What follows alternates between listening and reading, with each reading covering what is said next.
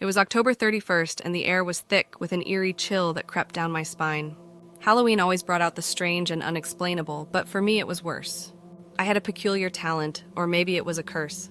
Every Halloween, the people I photographed would vanish without a trace. It wasn't until last year that I began to notice the pattern. They didn't just leave, they disappeared. No phone calls, no letters, no bodies. Just gone. This year I told myself I'd keep the camera in its case. I would skip the festivities, avoid the masquerades, and stay in my small studio with the blinds drawn tight. No photographs meant no disappearances. Or so I thought. I almost managed to stick to my plan. But around dusk there was a knock on the door. Curious, I peered through the peephole. It was a delivery. A small, neatly wrapped box left there like a forgotten trinket. I brought it inside and ripped the paper away, revealing an old vintage camera. My heart skipped. It looked exactly like mine, except older and worn, the brass knobs tarnished and the leather body cracked. I couldn't resist. Something about the camera drew me in, like a whisper from the past. I snapped a few shots around the room, the familiar click and whir of the film rolling a strange comfort. And then without thinking, I turned it on myself. The camera's flash lit up the room, blinding me for a second. As the light faded, I felt a cold shiver, like icy fingers running down my spine. When I glanced at the screen, my stomach dropped. There I was, staring back at myself, but the image was wrong. My face looked distorted, warped almost, as though something was pulling it from the inside. A chill ran through me as I tried to delete the picture, but the button wouldn't respond. The image stayed, my twisted reflection taunting me from behind the glass. A loud crash came from the hallway, yanking me back to reality. I stumbled to the door and yanked it open, but the hallway was empty. I was alone, or so I thought. As I turned back, I caught a flicker of movement from the corner of my eye. There, in the shadows, stood a figure, barely visible, but I knew it was watching me. I glanced at the clock. It was 8 p.m. I had 4 hours until midnight. I realized then that I wasn't just cursed, I had become part of it. The photograph had me now, and I knew what that meant. If I didn't find a way to break this curse by midnight, I would disappear too, just like the others. I grabbed the camera and stepped into the night, feeling the weight of unseen eyes on me. I had to find out where this camera came from, who sent it, and why it had chosen me. Because one thing was clear, I was running out of time, and something was coming for me. The cold night air wrapped around me as I ventured out into the darkness, clutching the cursed camera like it was my only lifeline. The streets were deserted, an unusual sight for Halloween night. I felt exposed, like every shadow was hiding something that waited to pounce. I retraced my steps, heading back toward the only place I could think of, the antique shop where I'd bought my original camera years ago. The place was nestled at the edge of town, shrouded in mist and mystery. The shop had always felt a bit unsettling, with its dim lighting and walls crammed with relics from forgotten times. But tonight it seemed different. As I approached, I noticed that the windows were boarded up, and a flickering closed sign hung haphazardly on the door. I pushed the door open, and it groaned as though it hadn't been moved in years. The scent of dust and decay washed over me, making me gag. The place was dark, save for a single light in the far corner where the counter stood. I squinted, my eyes adjusting, and there behind the counter sat the shopkeeper, an old man with a gaze as cold as ice. "You again," he rasped, his voice like dry leaves scraping against pavement. "I wondered when you'd come back." I swallowed, feeling a knot of fear tighten in my throat. "This camera," I stammered, holding it out. "What is it? Why is it doing this?" The old man let out a low, hollow chuckle. "That camera is a conduit," he said. "It's not just a device to capture images, it traps souls. Every Halloween it finds someone to carry on the curse, and this year it chose you." His words hung in the air, cold and unforgiving. I felt my heart pound in my chest. "But why me?" He tilted his head, studying me with an intensity that made my skin crawl. "You were the one who took the camera from this place, weren't you? The curse follows the thief, and now it wants its payment." I took a step back, bile rising in my throat. "I didn't steal it, I paid for it." "Oh, did you?" He leaned forward, his eyes glinting with a strange, dark amusement. "The curse doesn't care for money. You took it, and now it's bound to you. Unless you find a way to break it, you'll end up like the others." I felt a surge of desperation. How? How do I break it?" He gave a faint smile, almost pitying. "You must return what was stolen. Give back what the camera has taken. Only then can you free yourself." "Return it?" I whispered, barely able to comprehend. "How can I return what it's taken?" He leaned back, folding his arms across his chest. "There's a ritual, but it's not for the faint-hearted, and it must be done before midnight. He paused, his eyes narrowing. "You've only got a few hours left." I didn't have a choice. I glanced at the clock above the door. It was already 9:15 p.m. Time was slipping away, and I could feel the presence of something dark and hungry, watching, waiting. "Tell me what to do," I demanded, steeling myself. My voice wavered, but I needed answers. I needed to know how to escape this nightmare. The shopkeeper's gaze bore into me, his expression solemn. "The souls you captured, they're trapped in the photos. To free them, you must destroy their images and bring them here. But be warned," he added, his voice dropping to a whisper. "The spirits will not go willingly. They'll fight, claw, do anything to avoid release, and they'll try to take you with them." A shiver crawled up my spine. I was already in too deep, and the only way out was through. I had to find the photos, destroy them, and face whatever horrors they held. Because if I didn't, I knew this night would be my last. I barely made it back to my apartment, the weight of the cursed camera heavy in my hands. I fumbled with my keys, feeling the seconds tick away with each misstep. As I finally swung the door open and shut it behind me, the oppressive silence of my apartment settled over me, as if the walls themselves were holding their breath. I dropped my bag on the floor and went straight to the drawer where I kept my collection of photographs, my hands shaking. Each one of them was a haunting memory of Halloween nights past, faces smiling up at me, now knowing their fate. I found the stack easily enough, but as I flipped through the photos, a cold sweat broke out across my forehead. The faces, they were moving. It was subtle at first, a flicker of an eye, a curl of a lip, but there was no mistaking it. The people in the photographs were alive, trapped behind the glossy paper, their eyes full of silent screams. I swallowed hard, bile rising in my throat as I laid them out across my coffee table. The room felt colder, the shadows darker, and I could feel a presence lurking, pressing down on me with malevolent intent. I grabbed the first photo, a young man I remembered from last year's Halloween party. He'd been dressed as a vampire, his plastic fangs gleaming under the strobe lights. Now in the photograph, his face contorted, eyes wide with terror, his mouth stretching into an impossible scream. My fingers trembled as I held a lighter to the edge of the photograph, and as soon as the flame touched it, the room erupted with a shriek that shook the walls. The scream was deafening, filling my ears with a piercing, inhuman wail. My hands flew to my ears, dropping the photograph to the floor where it smoldered, curling in on itself until it was nothing more than ashes. I could barely breathe, my heart hammering in my chest, but I forced myself to look down. The ashes lay still, but a thick, dark smoke began to rise from them, twisting and swirling until it formed a shape. A hand reached out, clawing at the air, followed by an arm, then a face.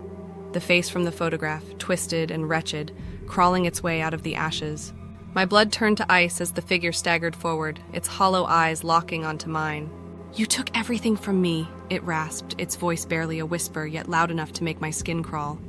I stumbled back, grabbing the nearest object, a glass paperweight, and hurled it at the figure. It shattered on impact, but the creature barely flinched, continuing its relentless approach. I realized then that I couldn't stop it.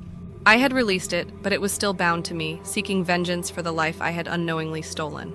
Panic surged through me as I turned back to the table, snatching up the next photograph, a woman in a witch costume, her eyes glinting with the promise of revenge. I held the lighter to her photo, the flame catching faster this time, as if it knew what I was asking it to do. Another scream filled the room, this one deeper, more guttural. The walls seemed to vibrate with the sound, and I watched in horror as another dark figure began to rise, a woman's face forming within the black smoke. Her mouth twisted into a cruel smile, her eyes filled with a malevolent hunger. "You cannot undo this," she hissed, her voice like nails on glass. "You cannot escape." I was drowning in terror, my vision swimming as I backed away. The two figures moved toward me, their forms shifting and flickering, merging with the shadows that stretched across the room. I turned and ran, crashing through the hallway into my bedroom, slamming the door behind me. My breathing was ragged, every sound amplified in the suffocating silence that followed. But then I heard it, a scratching, a slow, deliberate drag of nails across the door. They were coming for me. I had released them, but they were still trapped, still bound by the curse that had sealed their fate. And now I was their final target. I knew I had to destroy all the photos before they reached me, but each one I burned brought another spirit, another nightmare to life. The clock on my bedside table glowed a haunting red, 10:45 p.m. I was running out of time, and the air around me grew colder, thick with the stench of decay. I could feel their presence seeping through the door, surrounding me, waiting to consume me whole. My only hope was to finish what I'd started, to burn the remaining photographs before midnight. But I had a sinking feeling that even if I succeeded, the curse would not release me so easily. The shadows lengthened and the scratching grew louder, more desperate. I knew they would not stop until I was theirs. I pressed my back against the door, every muscle tense as the relentless scratching grew louder, sharper, as if they were trying to tear their way through. I had to act fast. There were still a handful of photographs left to burn, and each one felt like a ticking time bomb, counting down the seconds until midnight. I bolted from the bedroom, my feet barely touching the ground as I dashed back to the coffee table. The remaining photos lay scattered like a morbid deck of cards, each one a doorway to something far darker than I'd ever imagined. I grabbed the stack, my hands shaking so badly I could barely hold them. I lit the lighter, the small flame flickering unsteadily, as if it too feared what was to come. I took the first photograph from the stack. A man in a skeleton costume stared back at me, his expression distorted by a frozen, unnatural grin. I brought the flame to the edge of the photo, and as the fire licked the paper, the entire room seemed to shudder. The air grew thick, the light dimming until only the glow of the flame illuminated the growing darkness. The figure materialized almost instantly, an ashen outline emerging from the smoke, its hollow eyes fixed on me. But this time, it didn't stop at just standing there. It lunged, reaching out with skeletal fingers that brushed against my cheek, cold as death. I staggered back, fighting to keep my balance as the figure loomed closer, its mouth stretching into a grotesque smile. My heart pounded as I swung the lighter around, the flame dancing erratically. I realized that burning the photos was freeing them, yes, but it was also bringing them closer, giving them a form, a presence that made the room feel like a tomb. I had to finish this, and fast, before I lost control entirely. One by one, I burned the remaining photographs, each one releasing another vengeful spirit into the suffocating darkness. They surrounded me now, their faces contorted with rage, their eyes filled with a hatred that chilled me to the bone. Their forms flickered like flames themselves, unstable and unreal, yet terrifyingly solid. I stumbled back to the last photograph, my own face staring back at me. I could hardly breathe as I held it up, the weight of my fate pressing down on me. My distorted reflection grinned from the photo, its eyes alive with a sickening glee. I knew then that destroying this final image would not save me, it would complete the curse. But I had no choice. Midnight was closing in and they were all around me, their breath cold on my skin, their whispers a chorus of despair. I brought the flame to the corner of the photograph, and as it caught, I felt a wave of nausea wash over me. My reflection seemed to twist, my face stretching and distorting, as though the fire was peeling away the very fabric of my existence. The room erupted into chaos. The walls groaned, the lights flickered, and the spirits surged forward, their mouths open in silent screams that filled my mind with unbearable noise. And then everything stopped. The flames died and the room plunged into an unnatural silence. I blinked, the sudden quiet disorienting, like waking from a nightmare only to find myself still trapped within it. I looked down and to my horror, the photograph wasn't burned. My face still grinned back at me, untouched, unchanged. But something was different. I felt hollow, like a part of me had been ripped away. I raised my hand to my face, but it felt numb, distant, as if it wasn't mine anymore. I glanced around the room, and that's when I saw them, my own reflection staring back at me from every surface, twisted and malicious. They were me, and yet they weren't. I was surrounded by reflections of myself, each one grinning with that same sick glee, eyes glinting with a hunger that I recognized all too well. It dawned on me then. The curse wasn't just about taking souls, it was about replacing them. And now I was trapped, multiplied, spread across every reflective surface, doomed to haunt myself for eternity. Midnight struck and I felt a coldness wash over me, an all-encompassing chill that settled into my bones. The room blurred and I felt my consciousness fragment, each piece slipping away, pulled into the reflections that watched me with eager anticipation. I tried to scream, but no sound escaped. I was trapped, bound to this cursed camera just like all the others. And now my face would haunt the next person foolish enough to pick it up. The clock struck midnight and I braced myself, expecting the cold grip of the curse to consume me entirely. But instead, a strange warmth spread through the room, like a light breaking through after a long storm. The oppressive shadows began to recede, and the figures that had surrounded me seemed to waver, their forms growing hazy and insubstantial. The faces in the reflections faded, and a soft hum filled the air, like a gentle melody that soothed my frayed nerves.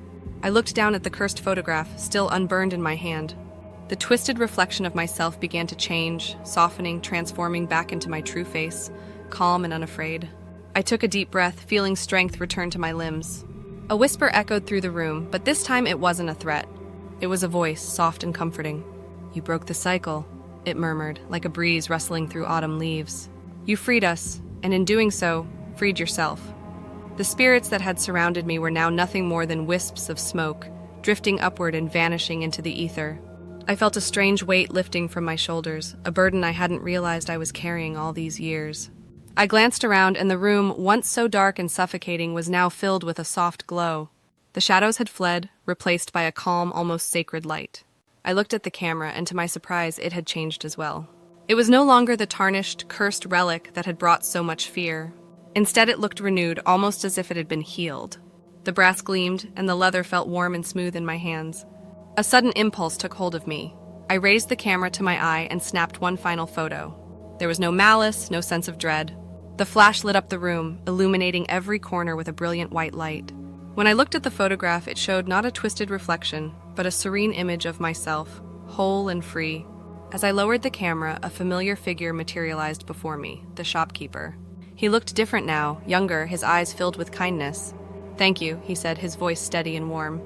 "The curse is broken. You did what no one else could. You chose to face it, and in doing so, you set us free." I smiled, the weight of relief washing over me. "So, it's over?"